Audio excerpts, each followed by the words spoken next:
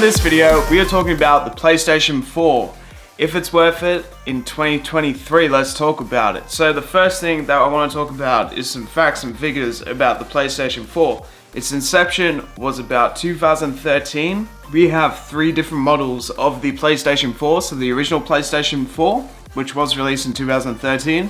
We have the PS4 Slim and the PS4 Pro. Which one is probably worth playing in 2023? Well, the answer would be the PS4 Pro because updated graphics and it has this performance boost option. So there's your answer straight away. Which one you should probably play in 2023? Probably the PS4 Pro. This is a white model of it. It has 1 terabyte of storage. The number one reason, probably one of the most popular consoles of the most recent generation, because with over 110 million units sold, it still is a lot more popular than the PlayStation 5 because not everybody had access to getting a PlayStation 5 in the last 2 years.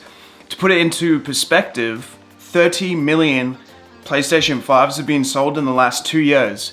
To put it into perspective, that means that there's probably like 80 million difference between having the PlayStation 4 in households than having 30 million PlayStation 5s worldwide, which is absolutely insane. So it just shows in itself that there are a lot of PlayStation 4s being still played today more than PlayStation 5s. But then again, does that come to accessibility, or does that come to the reasons that I'm about to say with the pros and cons? So the number one reason is they're still releasing games on the PlayStation 4. Even to this day, like we've got new games still releasing, like Hogwarts Legacy and stuff like that, that are still being released on the PlayStation 4. And talking about the games for the PlayStation 4 are so well made. We have games like The Last of Us, God of War, Ratchet and Clank, even the Horizon series. We've got some of the most recent games such as Elden Ring, Ghost of Tsushima, even on this console. So we have a lot of amazing games on this console that are still viable today as great games. There are only some PlayStation 5 exclusives, like the new Ratchet and Clank, for example, that we can't play on this console. You can play God of War Ragnarok on this console. So it just shows that they're still releasing great games on this console and they're still viable to this day as a console. So with the PlayStation 4 having amazing graphics, the FPS boost and graphics boost with the console, it still makes it a viable console to this day. It can play up to 4K as a console, so it just shows that it's still an amazing console. The only differences between the graphics would be the ray tracing. So PS4 does not support ray tracing.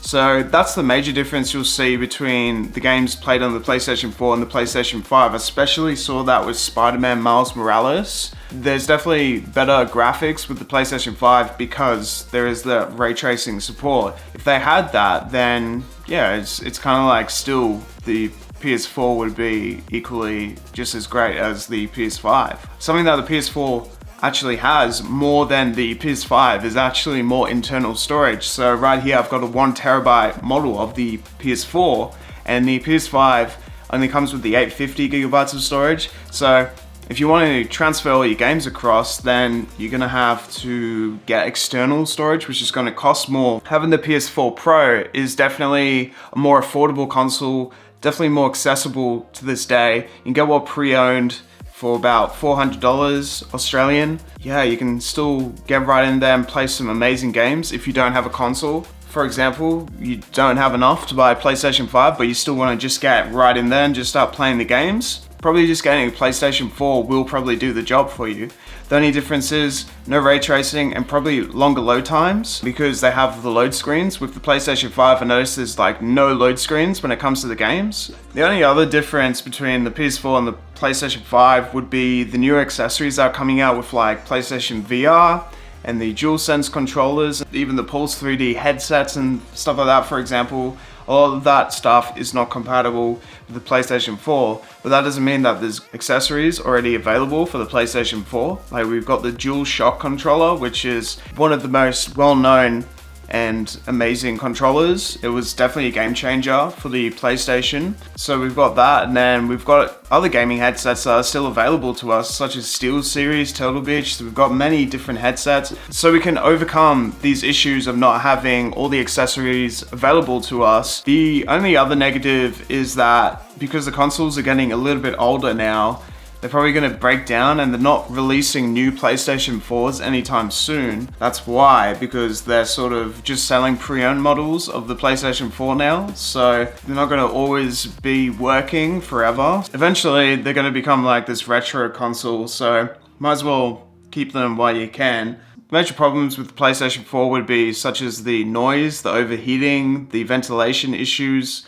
There's lots of disk issues as well with the PlayStation 4, and obviously the load time issues. So it's definitely time is running out for the PlayStation 4 in a way, because obviously they're not going to last forever. They probably have a 10 to 15 year shelf life in a way. Those are some of the issues that we'll probably come up against in the future as well. So overall, those are my thoughts and feelings on if you should probably play a PlayStation 4 in 2023.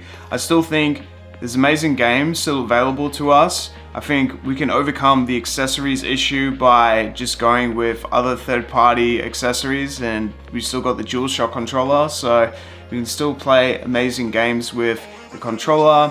There's still games getting released on this console, so it's definitely still in the conversation of the most recent consoles in a way because of that. We also have the graphics boost option with the PS4 Pro. It's not quite there yet where they're not releasing any more games, and you know, they've sort of pushed it to the side and not releasing any more PlayStation 4 stuff. So yeah, I guess it is worth still playing a PlayStation 4 to this day. Whether you should buy one or not, I did get this one around Christmas time to do some tests and seeing the differences between the PS4 and the PS5. There are some major differences between the PS4 and the PS5. The PS5 is a more powerful, quicker, graphically more impressive console overall, but the PS4 Pro is still an amazing console to get, so I highly recommend getting the PS4 Pro if you're going to play the PlayStation 4. So thank you for watching, and have yourselves a beautiful day. I hope this video helped you out.